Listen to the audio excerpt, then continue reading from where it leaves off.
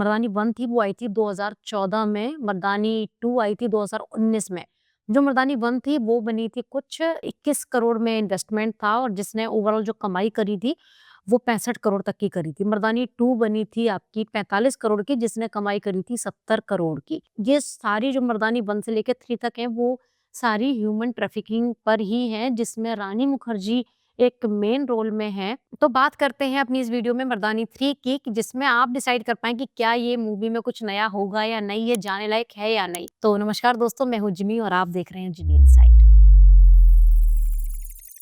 मर्दानी 3 का मैंने ट्रेलर देखा तो उसमें मुझे वही जो पुराना जो चला आ रहा है 2014 से ह्यूमन ट्रैफिकिंग का, हर बार कुछ अलग दिखाया गया है मूवी में लेकिन कनेक्शन सेम ही है। ह्यूमन ट्रैफिकिंग से आप समझ ही गए होंगे कि बच्चों का किडनैप हो रहा है और कहाँ-कहाँ वो सप्लाई हो रहे हैं, तो सेम चीज़ मर्दानी 3 में भी ट्रेलर में मुझे समझ में आया। लेकिन रानी मुखर्जी बहुत टाइम बाद आई हैं, एक्टिंग उनकी नो डाउट बहुत अच्छी है। इसके पहले हमने उन्हें देखा था मिसेस चैटर्जी वर्सेस नॉर्वे में और अब वो आई हैं बहुत टाइम बाद मर्दानी 3 में और मुझे समझ में ये नहीं आता है कि आदित्य चोपड़ा जो कि उनके हस्बैंड है, पता नहीं उनको सेम ही तरीके के रोल क्यों दे रहे हैं। ट्रेलर में कुछ नया देखने के लिए नहीं मिला। उम्मीद थी कि कुछ अच्छा करेंगी, कुछ नया लेकर के आएगी ये मूवी, लेकिन ऐसा कुछ भी नहीं है। पहले भी बच्चे किडनैप हो रहे थे, उसके बाद भी बच्चे किडनैप हो रहे हैं और सेम चीज़ इसमें यही दिखाई गई है। अभी मैंने देखा था कुछ टाइम पहले डेली क्राइम 3 तो उसमें जिस तरीके से ह्यूमन ट्रैफिकिंग को दिखाया गया था, उसमें जिस तरीके से लोगों की एक्टिंग थी, बहुत ही उम्दा और बेहतरीन थी। मतलब उसे देखने के बाद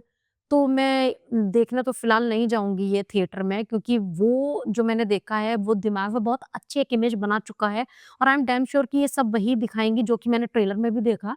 सब कुछ वही सेम टू सेम है। सेम चीज़ डेली क्राइम 3 में भी आई थी कि किन लड़कियों को बुलाते थे इंटरव्यू के लिए और देखते थे उनकी पर्सनैलिटी, जिन्हें इंग्लिश आती थी उन्हें अब्रॉड सप्लाई कर देते थे, जिनको इंग्लिश नहीं आती थी उनको इंग्लिश सिखा के इधर-उधर और सप्लाई किया जा रहा था। तो सेम चीज़ इसमें भी देखने के लिए मिल रही है, कुछ नया नहीं है। अगर आपको इस टाइप की कुछ मूवी देखनी ही है या कुछ सीरीज़ देखनी है तो आप डेली क्राइम देख सकते हैं, डेली क्राइम 3 और उसमें हुमा कुरैशी हैं नेगेटिव रोल में, बहुत अच्छी एक्टिंग करी है।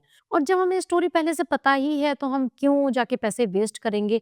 और मैं तो वैसे भी पर्सनली मैं यही मानती हूँ, मैं लोगों से भी यही कहती हूँ कि अगर आपको एक ऑप्शन मिलता है कि घर बैठ के टीवी देखने का या थिएटर में जाने के, तो मैं ये प्रेफ़र करती हूँ कि घर बैठ के देखूँ। क्योंकि जो आपकी वो 3 घंटे एक तो वो आपके बच जाते हैं, प्लस जो फ़िज़ूल पैसा जो वेस्ट होना होता है, वो नहीं होता है। उसके अलावा बेनिफिट ये है कि आप जब चाहो तो पॉज़ करके अपना काम भी निपटा लो या काम करते-करते भी आप देख लो।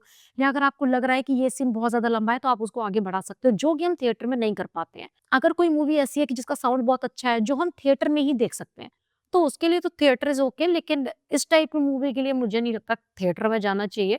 और अगर किसी को इस टाइप की मूवी देखनी है, जिसको कुछ नया नहीं देखना, कुछ पुराना ही देखना है, तो वो डेली क्राइम 3 देख सकता है और मैं ये लिख के दे सकती हूँ, जितने अच्छे से उन्होंने एक्सप्लेन किया, जितने अच्छे से उन्होंने दिखाया है, उतने अच्छे से तो ये मूवी में ख़ैर नहीं दिखा पाएँगे क्योंकि 3 घंटे की मूवी या 2 घंटे की मूवी होगी और सेम पैटर्न पे चल रहा है, तो फ़िलहाल तो कहना बहुत मुश्किल है कि जितना इन्होंने इसमें बजट लगाया है, उतना ये कमा भी पाएगी या नहीं। फ़िलहाल तो रानी मुखर्जी से कुछ नए की उम्मीद थी और लग नहीं रहा है कि ऐसा कुछ नया देखने के लिए मिलेगा। फ़िलहाल तो वीडियो में इतना ही, मिलते हैं नए वीडियो में, नए रिव्यू के साथ, तब तक के लिए टाटा, बाय-बाय, टेक केयर।